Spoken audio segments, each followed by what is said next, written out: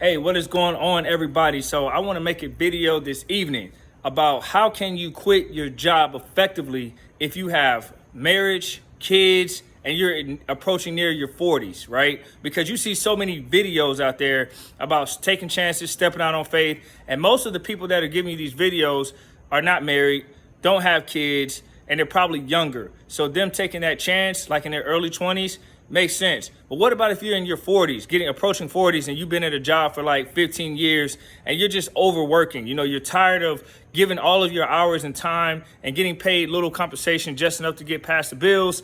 You're just at a point where you're like, hey, I see all these other people doing entrepreneurship. I want to try my hand in it too.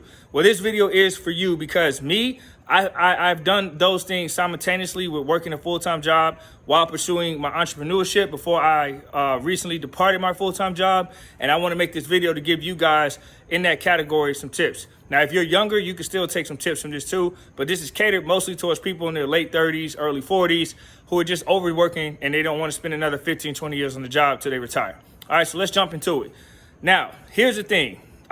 Everybody's situation is different. So this answer is not a one size shoe fits all, but the core of this concept will help you. So here's some things to think about. Take a look at your investment plan. Are you in a 401k or are you in a pension? If you're working at a government job, you probably have the option of having both. But if you're in a non-government sector job, more than likely you're in an investment plan. Now, if you've been at a company, say for like 10 years, and your investment plan has gone up and you've increased money in that, if you have a significant other or spouse that has a good paying job and they're able to, you know, make things meet and they have insurance, you might want to get some type of certification to where it's very cheap to get, and then you could build up something on the side. And as you're building up on the side, you save money. You want to have at least a year in advance of mortgage and bills paid for. So while you're working your job, do that. Now, once you get ready to make that move and say, hey, I'm going to go into this entrepreneurship full time, make sure you have enough saved up to pay your bills, like a year in advance. I highly recommend. It's the same as doing investment properties. You want to have some money saved up before you buy a property, just in case you don't have an occupant or a tenant, right? And then that 401k, take that money out and go cash it out and buy you some investment properties.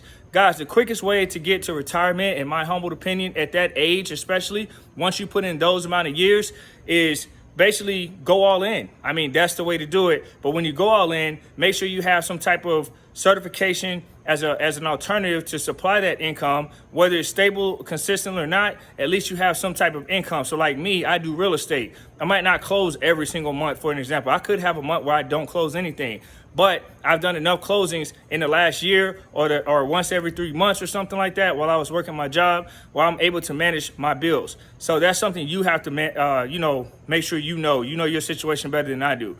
But it worked for me in my situation because I cut back on a lot of things and I don't prioritize a lot of things the same.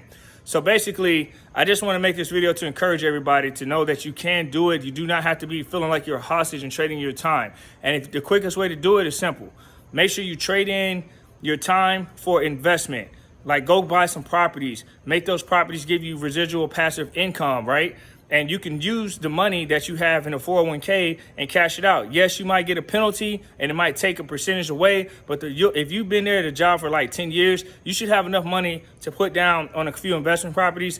And once you do that, hey, you can have some passive income coming in. Now, there's property taxes to take in consideration, other fees, managing the property, but at least you'll have that stable income. And now you're able to go out here and retire faster and probably help your significant other get out of their job too faster.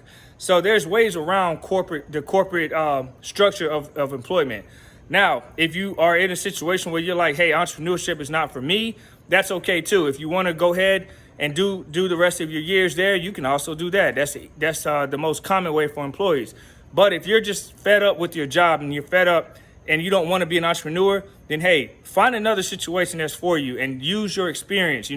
Be willing to step outside of the box and apply, because there's a lot more people hiring than you think, and there's always a void in the need that needs to be filled. So whatever you do in life, make sure you're happy. It sounds simple, and it is simple if you make it simple. But a lot of people are overworking themselves and killing themselves, and they're not happy, and they're going to work being counterproductive. And next thing you know, they're just working the clock until they're 65 or whatever, and then they retire.